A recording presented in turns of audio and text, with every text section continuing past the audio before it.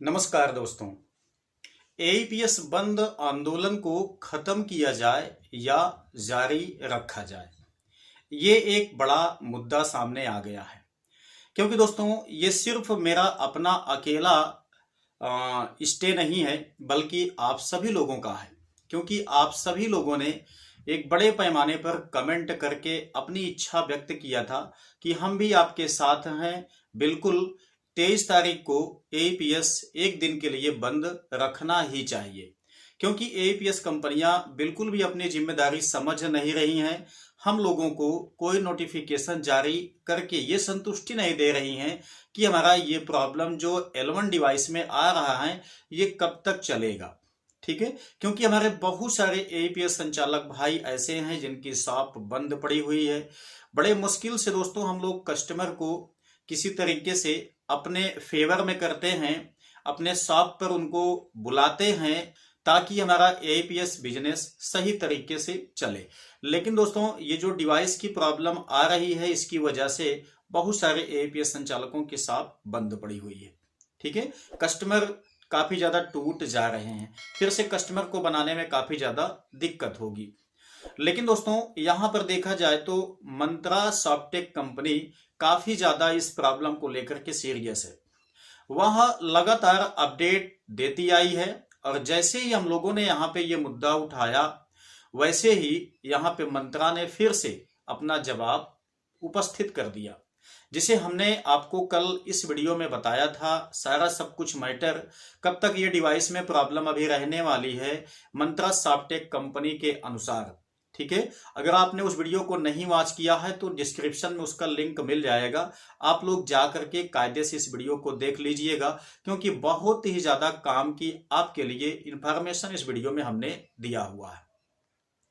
दोस्तों अभी भी यहाँ पे जो हमारी एईपीएस कंपनियां हैं, जो फेमस एईपीएस कंपनियां हैं, उनकी तरफ से कोई जवाब नहीं आया है। ठीक है, हाँ, यहाँ पे इजी पे एईपीएस कंपनी एक ऐसी कंपनी है जो कि सबसे पहले किसी भी टाइप के नोटिफिकेशन को आप तक प्रोवाइड करती है। और इस बार भी इन्होंने इसको देखते हुए, इन समस्याओं को देखते हुए अपने एईपीएस संचालकों के लिए डिवाइस रिलेटेड एक बहुत ही खास इंफॉर्मेशन जारी कर दिया, जिससे यहाँ पे कम से कम ये तो लगा कि इजी पे अपने रिटेलर्स के प्रति रिलेशन बनाए रखने में कामयाब है। क्योंकि यहाँ पे जैसे ही कोई संचालक के ऊपर कोई प्रॉब्लम आती है, इजी पे सबसे पहले उसके निदान के लिए डेली का डेली आप देखते होंगे कि टेलीग्राम पे कुछ न कुछ इशू का अपडेट आपको दिया जाता रहता है। और इस प्रॉब्लम को देखते हुए भी दोस्तों इन्होंने सबसे पहले नोटिस जारी कर दिया कि ये प्रॉब्लम अभी कब तक बनी रहने वाली है। ठीक है, कम से कम इन सब चीजों को जान करके जो हमारे एईपीएस संचालक हैं उनको भी संतुष्टि मिलेगी। साथ ही साथ दोस्तों वो अपने कस्टमर्स को भी बता पाएंगे कि अभी ये प्रॉब्लम इतने दिन तक बनी रहेगी, आप थोड़े समय के लिए वेट कीजिए, उसके बाद फिर से हमारी जो शॉप है वो पहले के जैसा ही चलने लगेगी, हम आपको सुविधा पहले के जैसा ही देने लगेंगे। ठीक है, अब दोस्तों यहाँ पे इजी पे का बहुत ही ज्यादा मैं शुक्रगुजार हूं, क्योंकि इन्होंने हमारी बात को सुना और नोटिस जारी करके कम से कम इस इंफॉर्मेशन को क्लियर किया। अब दोस्तों यहाँ पे ये जो 23 तारीख को बंद करने का हमने जो भी प्लान बनाया हुआ था, जिसमें आप लोगों ने बड़े पैमाने पे सपोर्ट किया हुआ था, मैं आप लोगों से भी जानना चाहता हूं दोस्तों कि अब 23 तारीख को हमें ये स्टे रखना चाहिए या इन इंफॉर्मेशंस को देखते हुए इसे खंडित कर देना चाहिए। आप लोग कमेंट बॉक्स में निश्चित ही टाइप करें। साथ ही साथ इस आंदोलन में हमारे साथ बहुत सारे बड़े बड़े यूट्यूबर भाई हैं जिन्होंने अपना महत्वपूर्ण इंफॉर्मेशन शेयर किया, कम से कम इस स्टे में अपना पूर्ण रूप से सहयोग प्रदान किया। उनका भी विचार मैं जानने के लिए इंतजार करूंगा। आज कल तक उन लोगों की तरफ से इस स्टे को लेकर के क्या इंफॉर्मेशन आती है, ठीक है ना, उसके बाद ही हम लोग अब 23 तारीख के जो स्टे है, जो एईपीएस बंद रहने का हम लोगों ने यहाँ पे घोषणा किया हुआ था, उस पे विचार किया जाएगा। तो मैं आपको यहाँ पे दिखाना चाहूंगा कि जो इजी पे कंपनी ने यहाँ पे नोटिस दिया है, उसके अनुसार आपकी डिवाइस कब तक ठीक हो जाएगी। लेकिन फिर भी आपको बता दे रहा हूं कि जो हमारी बड़ी बड़ी एईपीएस कंपनी है दोस्तों, उन्होंने बिल्कुल भी जिम्मेदारी अपना नहीं समझा है। आज 10-15 दिन हो गए हमारे जो एईपीएस संचालक हैं बेचारे वो परेशान हैं, लेकिन स्पाइस मनी हो गया, पे नियर बाई हो गया, रोयनेट हो गया, आरएनएफआई हो गया, ठीक है, डीजीपे हो गया, इन सब कंपनियों की तरफ से दोस्तों अभी तक कोई भी क्लेरिफिकेशन नहीं आया है जिससे कि एईपीएस संचालक थोड़ा से संतुष्ट हो सके, अपने कस्टमर्स को बता सके।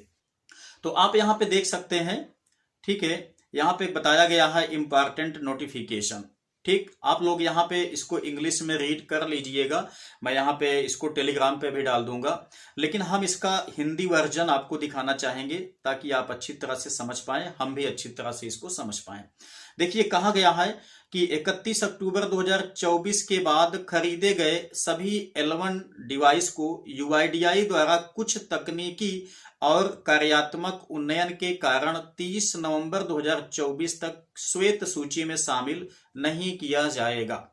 ध्यान देने वाली बात दोस्तों यहां पे है, ठीक है, कहा गया है कि 31 अक्टूबर के बाद यानी कि 1 नवंबर से अब तक अगर आपने L1 डिवाइस खरीदा है, सभी किसी भी कंपनी का यहाँ पे बात की गई है, ठीक है ना, कोई पर्सनल मंत्रा के विषय में नहीं कहा गया है, किसी भी कंपनी का अगर आप लोगों ने L1 डिवाइस को परचेज किया है तो दोस्तों वो आपका 30 नवंबर तक श्वेत सूची में शामिल नहीं किया जाएगा।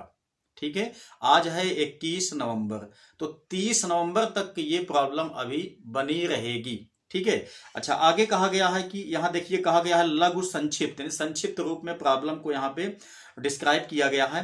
कहा गया है 31 अक्टूबर के बाद खरीदी गई L1 डिवाइस 30 नवंबर तक किसी भी बायोमेट्रिक प्रमाणीकरण के लिए काम नहीं करेगी।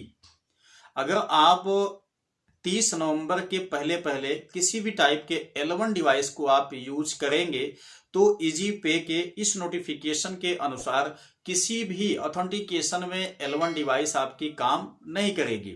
ठीक है, आगे कहा गया है कि यह यूआईडीआई द्वारा श्वेत सूची में शामिल किए जाने के बाद 1 दिसंबर 2024 के बाद काम कर सकती है।